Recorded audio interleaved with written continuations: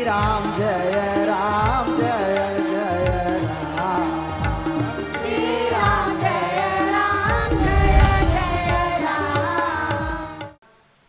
सबको नमस्कार। उद्घोष क्रांति राम की में आपका पुनः स्वागत है। मित्रों, पिछले सत्र में हम आरोग्य योजना के बारे में सुन रहे थे और हमारी तीसरी शिक्षा है विकास शिक्षा। बच्चा पढ़ लेगा, बच्चा स्वस्थ हो जाएगा, लेकिन बच्चे को भोजन ही नहीं मिला तो उसका जीवन कैसे चलेगा। इसलिए आर्थिक उन्नति, इस आर्थिक उन्नति के बारे में हमने योजना गीत में पर्याप्त सुना है। उसको ज़्यादा बताने की मैं आवश्यकता अनुभव नहीं करता।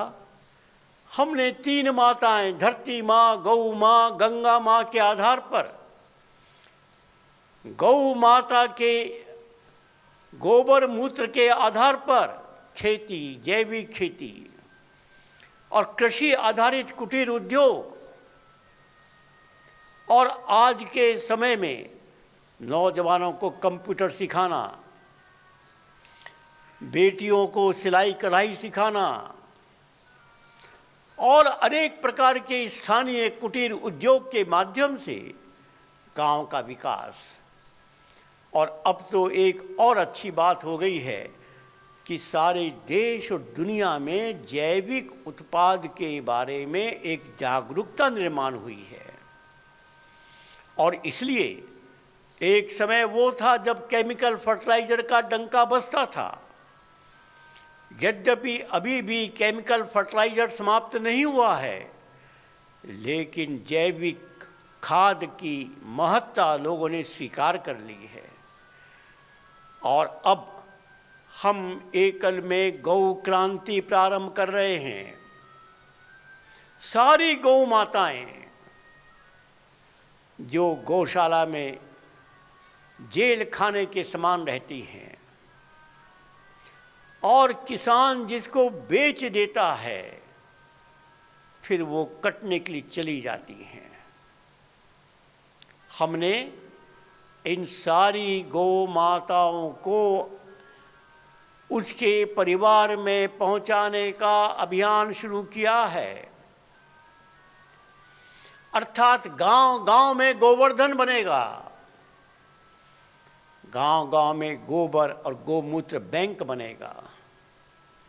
इसके द्वारा जैविक खाद के द्वारा ही खेती होगी। और हमें विश्वास है कि जिस समय हम गौ माता की शरण में जाएंगे, गौ माता तो 33 कोटि देवताओं का निवास है। सारे देवी देवताओं की कृपा हम पर होगी और हम गांव के जीवन को सुखी बना लेंगे। विकास शिक्षा के बाद चौथी शिक्षा है जागरण शिक्षा। मित्रों, हमको मालूम है कि किसी भी परिवार की शिक्षा, आरोग्य और भोजन की व्यवस्था करने के बाद भी यदि उसका सम्मान नहीं दिया गया, उसका सामाजिक अपमान होता रहा, उस पर अत्याचार होता रहा, उस पर भेदभाव का व्यवहार होता रहा, तो उसका जीवन भी सुखी नहीं होगा। इसलिए उसके मन के दर्द को आवाज़ देना, यह जागरण शिक्षा का उद्देश्य है। और अब हमने इसको ग्राम स्वराज योजना के रूप में स्थापित किया है। गांव-गांव में स्वराज सेनानी जो गांव के लोगों के दिल के दर्द को आवाज़ देगा। अर्थात सबसे मुख्य बात यह है उनके खेती को उचित मूल्य मिले। कैसी विडंबना है, कारखाने के उत्पाद का मूल्य तय करता है कारखाने का मालिक और खेती के उत्पाद का मूल्य तय करता है सरकार। किसान के हाथ में कुछ नहीं। क्यों नहीं किसान को भी अपने फसल का मूल्य तय करने का अधिकार क्यों नहीं? और इसी प्रकार नगरीय जीवन के प्रदूषण के कारण किसान को मौसम की मार पड़ती है। ना वर्षा समय से हो रही है, ना सर्दी समय से आ रही है, ना गर्मी समय से आ रही है, कभी बाढ़ कभी भूकंप। ये सब नगरीय समाज के दूषित जीवन शैली का परिणाम है। नगरीय समाज के द्वारा उत्पन्न होने वाले कार्बन के माध्यम से ओजोन लेयर कमज़ोर हो रही है, परिणाम मौसम बदल रहे हैं। अर्थात नगरीय समाज के सुखपूर्वक जीवन की सजा हमारा किसान उठा रहा है। उस किसान को इसका मुआवजा क्यों नहीं मिलना चाहिए? इसी प्रकार चूंकि किसान संगठित नहीं है, इसलिए कोई भी उसका अपमान करने के लिए पहुंच जाता है। कोई पुलिस का अधिकारी उसको अपराधी मानकर पकड़ के ले जाता है, कोई भी कुछ भी कर लेता है।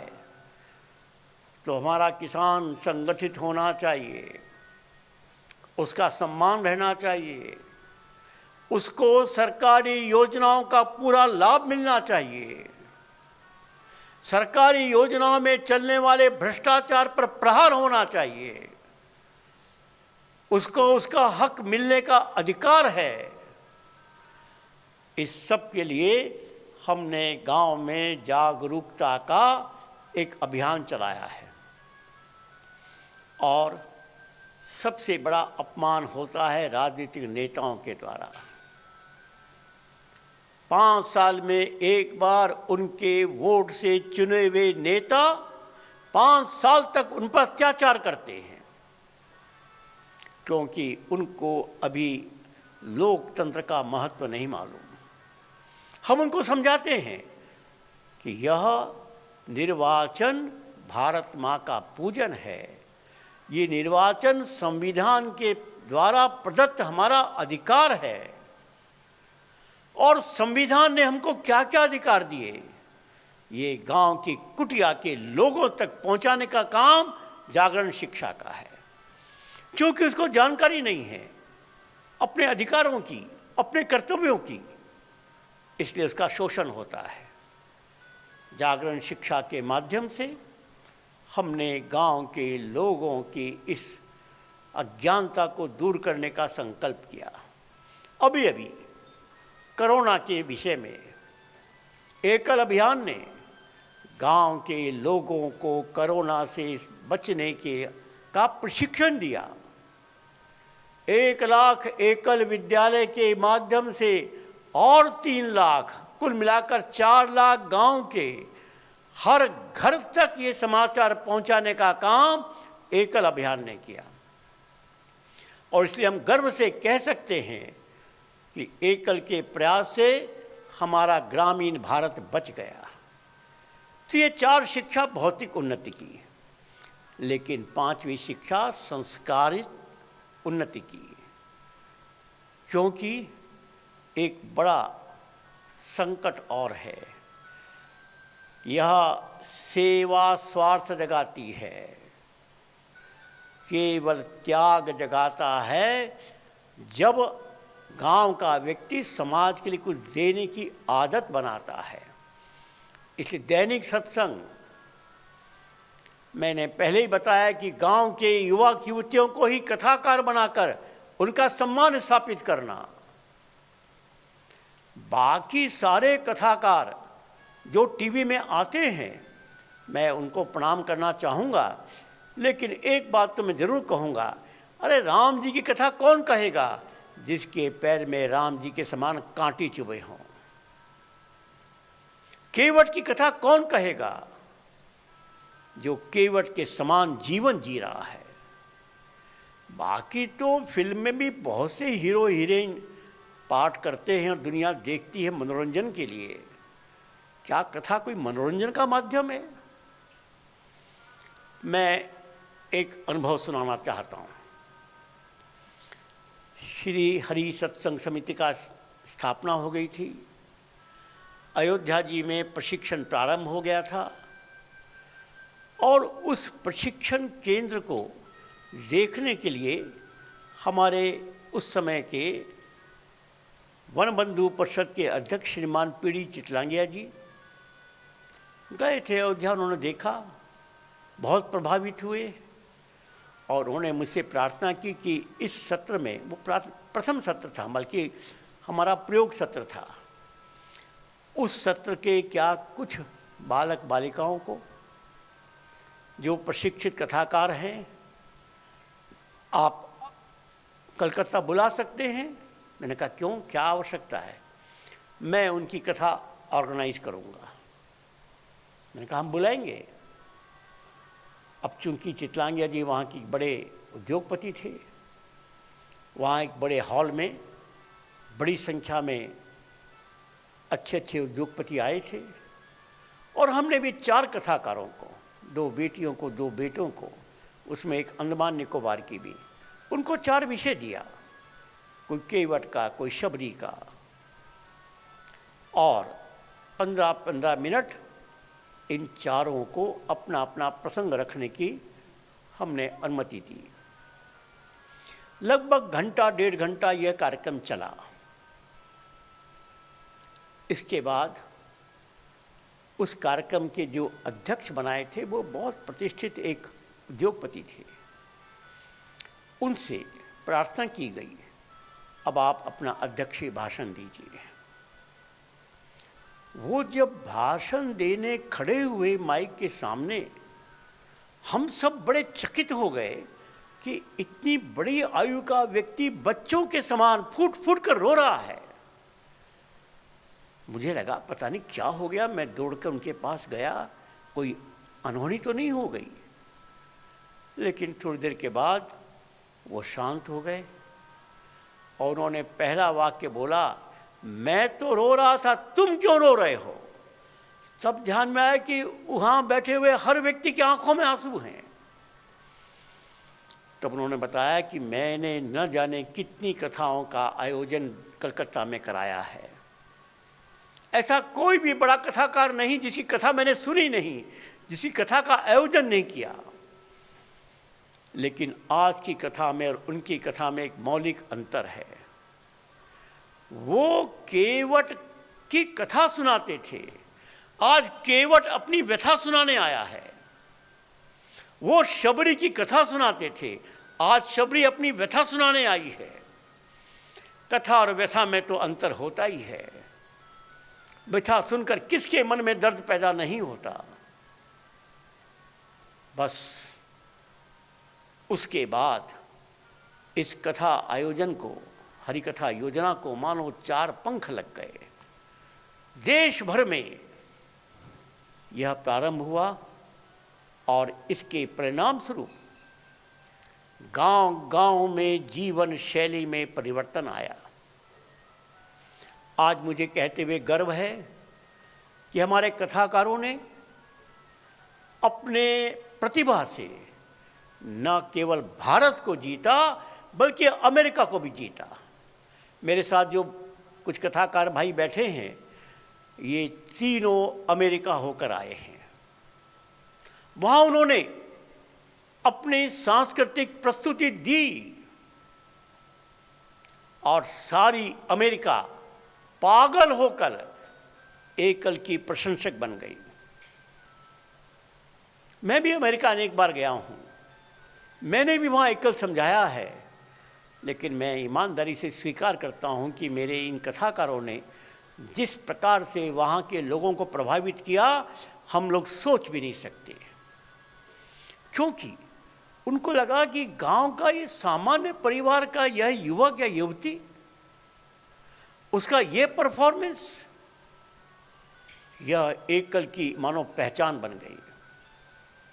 अब तो हम वो दिन देख रहे हैं कि बड़े बड़े कलाकारों के स्थान पर हमारे एकल के कार्यकर्ताओं को लोग बुलाएंगे, क्योंकि बाकी लोग मनोरंजन के लिए और हमारे कार्यकर्ता संस्कार के लिए यह कार्यक्रम करते हैं। इस संस्कार शिक्षा के माध्यम से हमने गांव में एक सामूहिक भाव जगाया। जाति प्रथा समाप्त हुई, जाति घृणा समाप्त हुई, जाति द्वेष समाप्त हुआ। जब सब लोग सत्संग में आते हैं, सत्संग का प्रसाद सब एक साथ लेते हैं, सब लगता है हम एक परम पिता परमात्मा की संतान, एक ही भारत माता की संतान। जब हमारे माता पिता एक, हम सब भाई बहन। जो एक बड़ा कठिन काम हमारे देश के अनेक संत महात्माओं ने किया। महात्मा गांधी तो इसके लिए मानो प्रसिद्ध हो गए थे, लेकिन इस सत्संग के माध्यम से गांव-गांव में परिवर्तन हुआ। ये पंचमुखी योजना, पंचमुखी शिक्षा के द्वारा हम धरती के पुत्रों का स्वाभिमान जगा रहे हैं, माने धरती की ताकत जगा रहे हैं।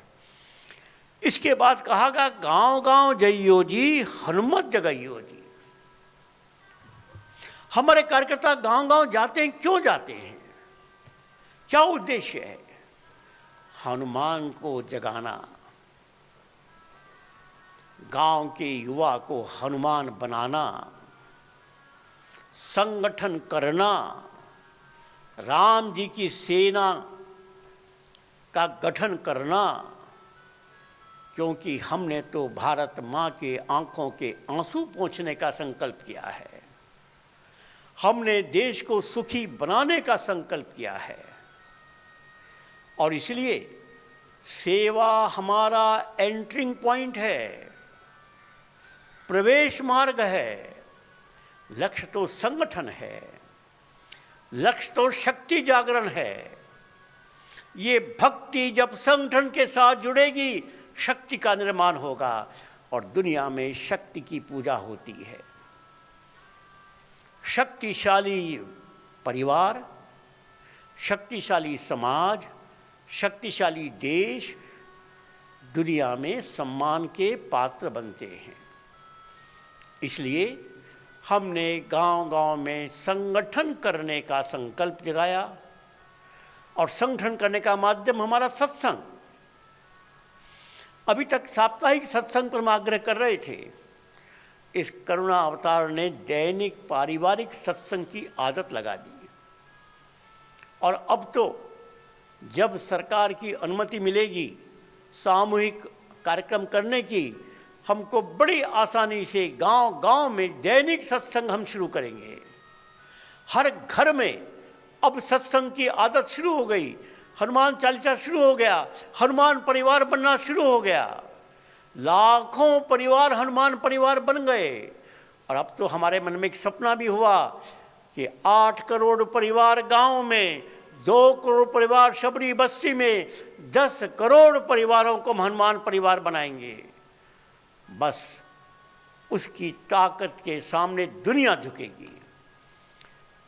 अब इसके बाद दूसरा चरण पहले हम भजन टोली से सुनेंगे, और उसके बाद फिर इसकी व्याख्या सुनेंगे। पंचायती माना भारत बनाना, पंचायती माना भारत बनाना, गाँव देव पूजियो जी, अष्टंग सजइयो जी, स्वावलंबी रहियो जी, ग्राम स्वराज रचियो जी, शिव हनुमाना वीर बलवाना, शिव हनुमाना वीर बलवाना। हमने गांव के लोगों को बताया, भारत वो नहीं है जो दिल्ली के पार्लियामेंट में तुम देखते हो, जहाँ सारे के सारे स्वार्थी राजनीतिक नेता परस्पर एक दूसरे से लड़ते हुए दिखाई देते हैं। हमको लज्जा लगती है उनको देखकर कि वो हमारे नेता कैसे हैं। इसलिए हमने कहा कि तुम्हारा भारत दिल्ली में नहीं रहता, तुम्हारा भारत तुम्हारी पंचायत में रहता है, और अपने पंचायत को अपने सपने का भारत बनाना हमारे हाथ में है। कोई सरकार की आवश्यकता नहीं, कोई राजनीतिक नेता की आवश्यकता नहीं, कोई किसी धनपति की सहायता की आवश्यकता नहीं। हमारा मनोबल, हमारा पौरुष, हमारे मन का हनुमान हमारी पंचायत को हमारे सपने का भारत बना देगा। और जिस दिन हम अपने पंचायत को अपने सपने का भारत बनाएंगे, पूरा भारत हमारे सपने का भारत बन जाएगा। इसके लिए ग्राम देवता पूजियो जी। देखो, किसी भी गांव में जाओ, एक शिवलिंग की हमको छोटा सा प्रतीक वहाँ मिल जाएगा। वही हमारा ग्राम देवता है। सच में ग्राम देवता की स्थापना अयोध्या के निकलने के बाद प्रभु राम ने की।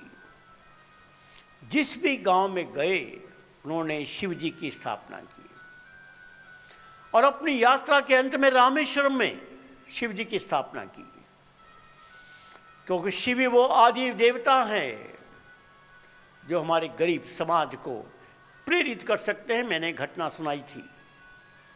और इसलिए इस ग्राम देवता की पूजा करो। इसके लिए एकल अभियान के हरि कथा योजना के अंतर्गत एक उत्सव विभाग बना है। उस उत्सव विभाग के अंतर्गत एक श्री हरि मंदिर रथ की योजना है। एक चलायमान मंदिर, उसमें भगवान की का मंदिर स्थापित है, और एक पर्दा लगा है, प्रोजेक्टर है।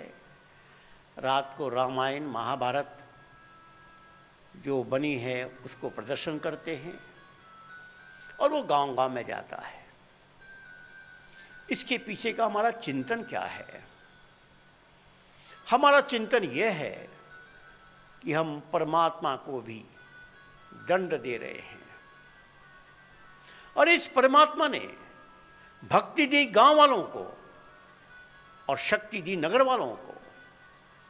नगरों के जहां पर पहले से ही मंदिरों की भीड़ है, वहां और मंदिर बन रहे हैं, और जहां गांव के लोगों के मन में राम राम बैठा है, वहां राम जी कैसे हैं उनको पता भी नहीं है।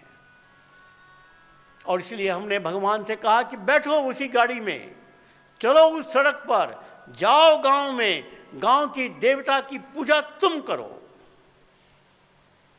क्योंकि तुम बड़े बड़े मंदिरों में बैठने वाले भगवान बन गए। गांव में जो भगवान है, एक पिंडी है, बस उसको पूजा करने के लिए तुमको जाना है। और इसके कारण गांव में एक विश्वास पैदा हो रहा है। इस योजना के बारे में एक अनुभव मैं सुनाना चाहता हूँ। जब ये श्री हरि मंदिर रथ प्रारंभ हुआ तो मन में एक संदेह था कि इसका क्या प्रभाव पड़ेगा। वास्तव में इसकी शुरुआत कैसे हुई, वो भी कहानी आपको जाननी चाहिए। मैं अपने कुछ मित्रों के साथ असम के चाय बागान में वहाँ की परिस्थिति समझने के लिए गया था। मेरे साथ उस चाय बागान के मालिक भी थे, उस चाय बागान के मैनेजर भी थे, और हम चाय बागान में ऐसे ही देख रहे थे। रविवार का समय था। वहाँ एक कम्युनिटी हॉल है, एक छोटा सा हॉल बना हुआ है जहाँ एक छोटा टीवी है। उसमें महाभारत आता था। संयोग से जिस समय हम वहाँ गए, महाभारत आ रहा था। पूरा हॉल खचाखच भरा हुआ था। हॉल के बाहर भी बहुत बड़ी संख्या में ग्रामवासी बैठे थे, बड़े ध्यान से देख रहे थे। हम लोग जब पहुँचे, हमको बड़ा आश्चर्य हुआ कि बाहर बैठे हुए लोगों को ना टीवी दिख रहा है, ना टीवी की कोई चित्र दिख रहा है, बस थोड़ी सी आवाज़ आ रही है। लेकिन क्यों बैठे? तो संयोग से मैंने ही एक ग्रामवासी से पूछा कि भैया, तुम यहाँ 1 घंटे से बैठे हो, ना टीवी दिख रहा है, ना चित्र दिख रहा है, आवाज़ भी कम आ रही है, फिर भी आप बैठे हो, क्यों? उसने कहा, बाबू हमारा कहाँ सौभाग्य है कि भगवान कृष्ण हमको दिखेंगे। अरे हमारे गांव में आए, बस यही पर्याप्त है। हम सब दंग रह गए। ये भी भावना हो सकती है कि गांव में वे भगवान कृष्ण आए, इस कल्पना से ही वो खुश हैं। तभी विचार आया कि हम एक ऐसा चलायमान मंदिर बनाएंगे, उसमें भगवान को बैठाएंगे, सबको दर्शन कराएंगे। ये जब रथ बना तो इसका पहला प्रशिक्षण हम लोगों ने मध्य प्रदेश में इंदौर के पास झाबुआ क्षेत्र में किया। और उसका अनुभव बहुत रोमांचकारी भी है, बहुत दुखद भी है, लेकिन बहुत हमको एक दिशा देने वाला है। एक गांव में रथ पहुंचा, रात्रि में रामायण दिखाई गई। गांव के लोग बहुत प्रसन्न हो गए। रथ दूसरे दिन प्रातःकाल दूसरे गांव चला गया। लेकिन उस गांव के लोगों के प्रमुख लोगों ने बैठकर एक विचार किया और उस क्षेत्र का जो सबसे बड़ा पादरी था उसको निमंत्रण भेजा कि कृपया आप आइए, आपसे कुछ बात करनी है। पादरी महोदय आए, बड़े खुश हुए। गांव वालों ने बुलाया, जरूर कुछ न कुछ पार्टी होगी। लेकिन गांव वाले तो बहुत गुस्से में थे। सारे गांव के लोगों ने उस पादरी की ऐसी पिटाई की कि पुलिस केस बन गया। मध्य प्रदेश में कांग्रेस की सरकार, केंद्र में कांग्रेस की सरकार, कांग्रेस ये पादरियों के समर्थक पार्टी, स्वाभाविक है कि इंदौर से एक बड़ी भारी पुलिस टीम पहुंच गई। पुलिस का जो प्रमुख था, जब वो अपनी टीम लेकर वहाँ गया और उसने गांव वालों से पूछताछ शुरू की, गांव के मुखिया ने कहा कि श्रीमान जी, आपके पास जो समाचार पहुंचा है बिल्कुल ठीक पहुंचा है। हमने पिटाई की है और आपको जो करना है आप करिए, लेकिन मेरे एक प्रश्न का उत्तर दीजिए। क्या है प्रश्न भाई तुम्हारा? और वो पादरी महोदय वहीं थे। कहा, ये श्रीमान जी 10 साल पहले हमारे गांव में आए थे, हमसे पूछा था कोई तुम्हारा भगवान है? हाँ, हमने कहा है। कौन है? अरे राम राम, हम राम राम करते हैं। तुमने क्या राम जी का चित्र देखा है? हमने कहा, ये हमारा कहाँ भाग्य कि हम राम जी के दर्शन करेंगे। क्या तुम देखना चाहते हो? अरे इससे बड़ा सौभाग्य क्या होगा। इसने क्रॉस पर लटके हुए एक व्यक्ति को राम दिखाकर 10 साल हमको मूर्ख बनाया, और कल मालूम पड़ा कि हमारा राम तो कितना सुंदर था, कितना बलवान था, रावण को मारने वाला था। हम 10 साल तक एक क्रॉस पर लटके हुए ईसा मसीह को राम मानने के लिए बाध्य हुए थे। अब बताइए इसके साथ हमें क्या करना चाहिए? पुलिस के लोगों ने जो किया सो किया। जब मुझको ये समाचार मिला तो मैंने इंदौर में एक बैठक में वहाँ के व्यापारियों से कहा, भाई यह जो घटना हुई, ये घटना क्या आपके लिए चुनौती नहीं है? अरे इंदौर से 100 किलोमीटर दूर कोई पादरी गांव के लोगों को 10 साल तक मूर्ख बना सकता है,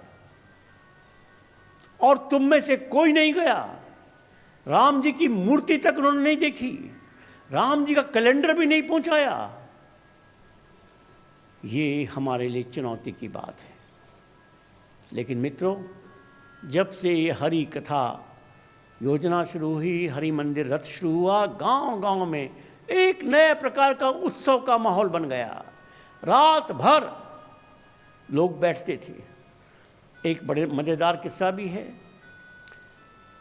महाराष्ट्र में पालघर जिले का एक स्थान, वहाँ विजय कौशल जी महाराज की कथा हम लोगों ने आयोजित की थी, मैं भी वहाँ था और वहाँ रथ में ये कार्यक्रम भी था।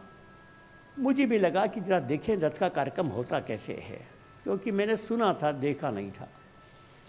मैं भी उस कार्यक्रम में गया रात को और प्रोजेक्टर से रामायण शुरू हुई।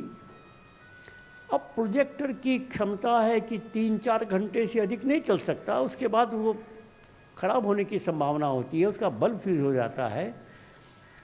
3-4 घंटे तक चलता रहा और यूँ ही हमारे रथ के प्रमुख ने कहा कि अब हमारी यह योजना बंद हो रही है, फिल्म बंद हो रही है। गांव वालों ने विद्रोह कर दिया, नहीं हम पूरा देखेंगे, तुम्हारा प्रोजेक्टर कुछ भी हमको पूरा दिखाओ। अब मेरे पास वो आया कि भी क्या करें। मैंने कहा भाई मैं तो नहीं समझ नहीं पा रहा क्या करें। कहा चिंता मत करिए, मेरे पास एक दिमाग में आई बात। उसने उसके बाद उस रामायण की जो आखिरी सीढ़ी थी वो लगा दी, जिसमें रावण को मारा जाता है। बस रावण मर गया, गांव को लगा कि हमारी रामायण पूरी हो गई। अर्थात हमारे ग्रामवासियों के मन में कैसी भक्ति है, बस इसको जगाने के लिए हमने श्री हरि कथा योजना प्रारंभ की। इसके माध्यम से संगठन, इसके माध्यम से राम जी की सेना और राम जी की सेना के द्वारा इस देश में राम राज्य स्थापित करने का संकल्प, और उसके पूर्व देश में आसुरी शक्तियों को पराभव करने का संकल्प, यह एकल अभियान की एक कार्य योजना है। अब हम अंतिम चरण को सुनेंगे।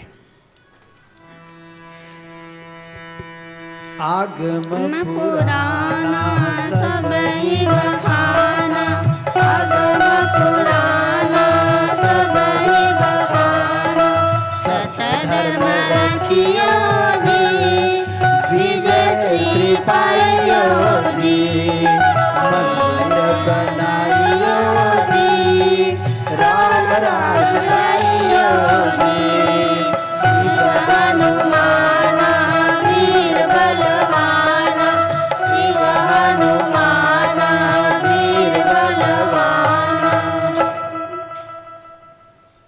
यह बात बताने की आवश्यकता नहीं कि ये देश धर्म प्रधान देश है। और धर्म क्या है? तो रामायण में कहा है धर्मु न दूसर सत्य समाना।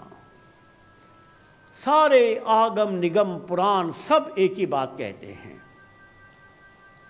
सत्य की रक्षा करो। और जो सत्य की रक्षा करेगा वो विजयशाली होगा, उसको विजय सुनिश्चित है। आपको एक प्रसंग आगे भी सुनने को मिलेगा। राम रावण युद्ध हो रहा था, विभीषण अधीर हो गया और उसने कहा प्रभु, एक और तो रावण के पास इतने शस्त्र, इतने धन, इतने विमान, इतने प्रकार के रथ, और आपके पैर में चप्पल भी नहीं है। रथ की तो बात छोड़ दीजिए, कैसे जीतेंगे इस रावण से?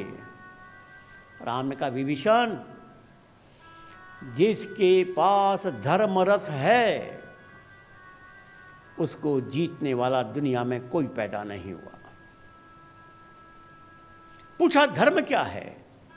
फिर कहा धर्म न दूसर सत्य समाना। जिसके पास सत्य है उसको हराने के लिए दुनिया में कोई पैदा नहीं हुआ। बस वही हमारे भारतवर्ष की प्राण है। हम धर्म सत्य की रक्षा करेंगे, गांव गांव में इस प्रखर हिंदुत्व का विचार पैदा करेंगे। एक एक व्यक्ति को हिंदू होने का गौरव स्थापित करेंगे, जिससे उसके मन में धर्म का भाव स्थायी हो सके। धर्म वो नहीं है जो मंदिर में पूजने के बाद मिलता है, धर्म वो नहीं है जो सुबह माला पूजने में होती है, धर्म वो नहीं है जो दान दक्षिणा से पूरा होता है। धर्म वो है जो धर्म की परिभाषा के अनुसार होता है। धर्मो धार्यति प्रजा, धारणा धर्म मित्याहु धर्मो धार्यति प्रजा। धर्म वो है जिसे प्रजा का कल्याण हो। जब इस देश में प्रत्येक व्यक्ति के मन में यह भाव पैदा हो जाएगा तो हमको हर संकट में विजय प्राप्त करने से कोई रोक नहीं पाएगा। हमारा देश बन जाएगा। हम भी गाते हैं, चलो गांव की ओर हमें फिर देश बनाना है।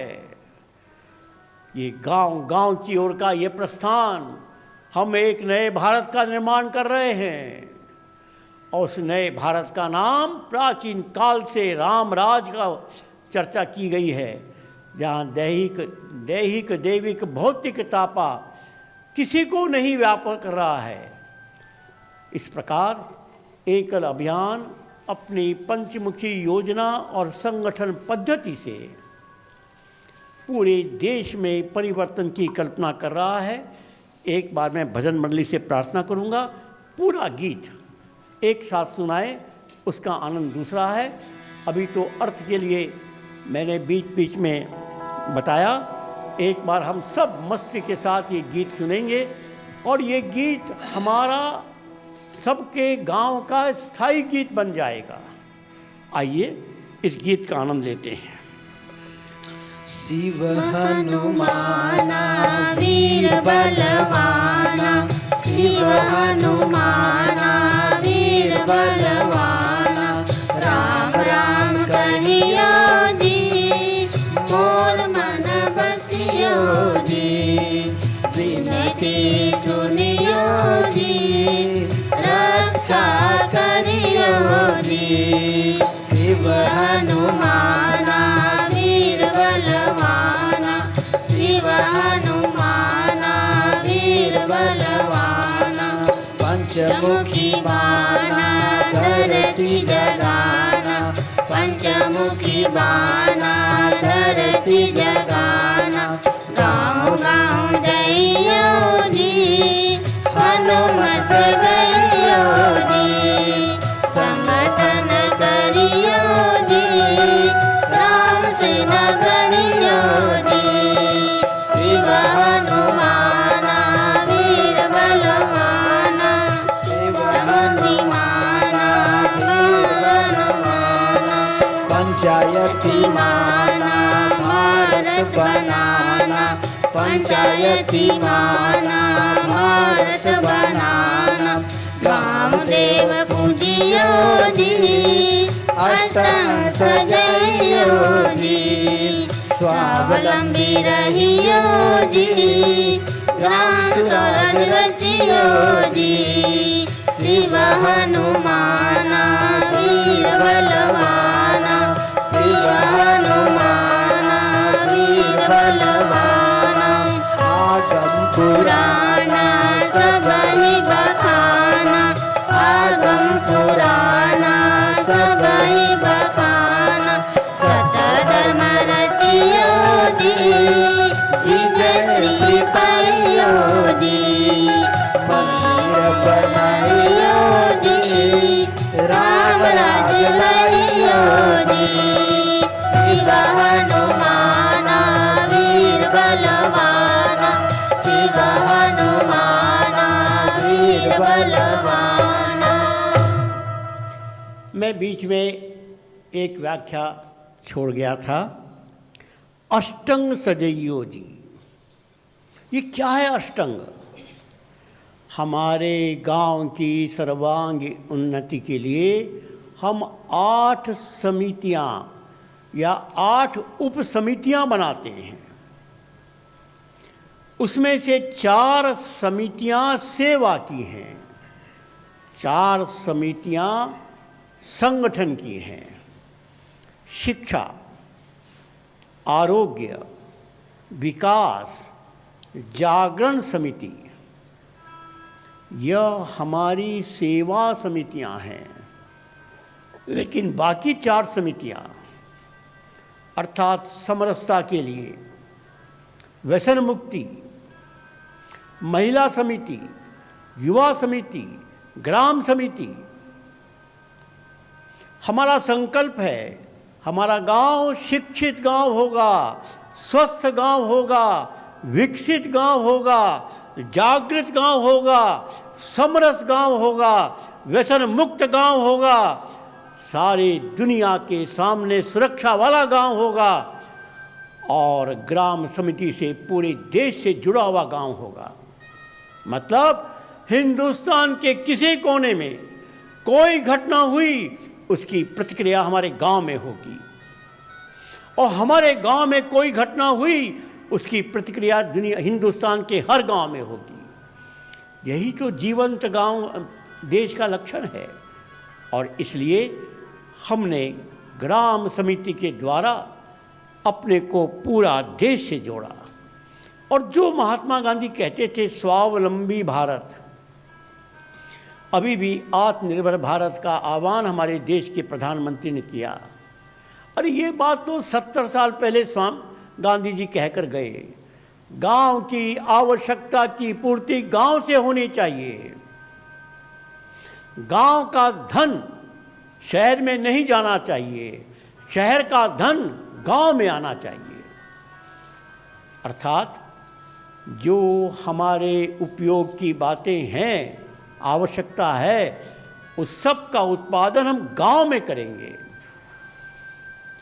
केवल एक नमक को ही हम गांव में नहीं पैदा कर सकते थे, और इसलिए नमक के उत्पादन पर अंग्रेज सरकार ने टैक्स लगाई, जिसके लिए नमक सत्याग्रह गांधी जी ने शुरू किया। बाकी सारी आवश्यकता गांव में ही पूरी होगी। इतना ही नहीं, अब तो नगर की आवश्यकता भी सात्विक भाव से, जैविक खेती के माध्यम से, गौ माता की कृपा के माध्यम से अब नगर की सेवा करने का काम भी अब गांव करेगा।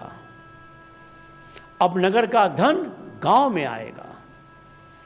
और इसी को हमारे महात्मा गांधी जी ने स्वराज की कल्पना की।